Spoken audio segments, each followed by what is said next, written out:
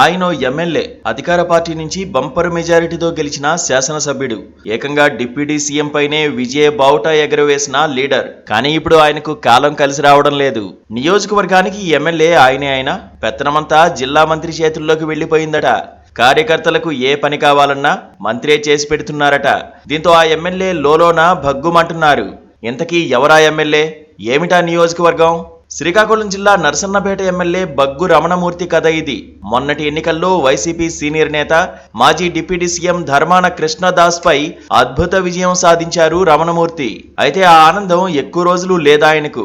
ఎందుకంటే నియోజకవర్గంలో తనను పట్టించుకున్న వారే లేరని రమణమూర్తి ఆవేదన చెందుతున్నారట.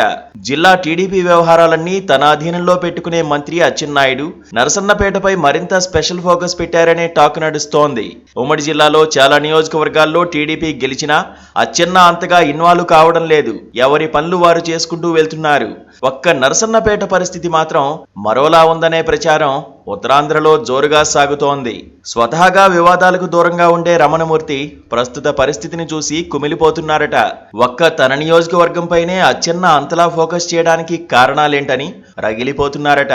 నియోజకవర్గంలో చోటామోటా నాయకులు కూడా ఏమైనా పనులు చేయించుకోవాలంటే డైరెక్ట్ గా అచ్చెన్నను కాంటాక్ట్ అవడం రమణమూర్తిని మరింత కుంగిపోయేలా చేస్తోంది. వాస్తవానికి ఏ నియోజకవర్గంలో ఏ పనులు చేయాలన్నా జిల్లా మంత్రులు నేరుగా కలుగు చేసుకోరు.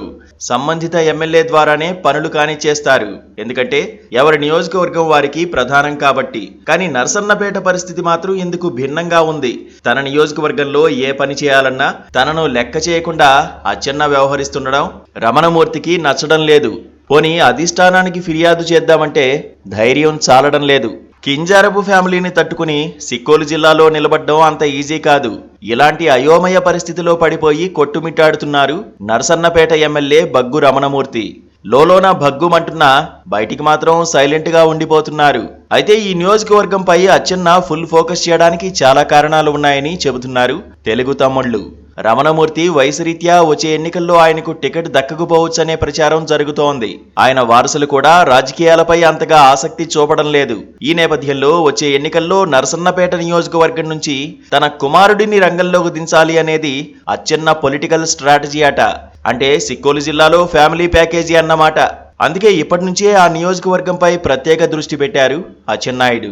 ఇప్పటికే తన సోదరుడు ఎర్రన్నాయుడు కుమారుడు రామ్మోహన్ నాయుడు కేంద్రంలో మంత్రిగా ఇరగదీస్తున్నారు. ఈ సమయంలోనే తన కుమారుడిని తెరపైకి తేవాలనేది అచ్చెన్న ప్లాన్. దీనిలో భాగంగానే నరసన్నపేటలో ఇప్పటి నుంచే చక్రం తిప్పుతున్నారు.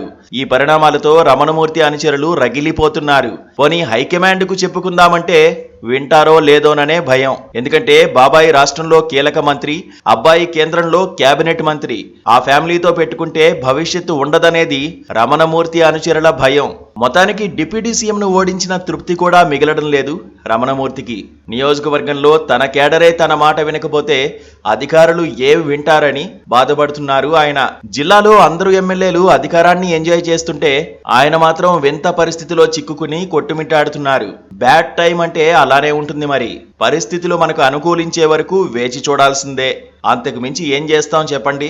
ఇది నరసన్నపేట ఎమ్మెల్యే రమణమూర్తి ప్రస్తుత పరిస్థితిపై స్పెషల్ స్టోరీ. ఇలాంటి మరిన్ని ఇంట్రెస్టింగ్ కథనాల కోసం మహాప్రస్థానం టీవీని చూస్తూనే ఉండండి. మా ఛానల్ను సబ్స్క్రైబ్ చేసుకోవడం మర్చిపోకండి.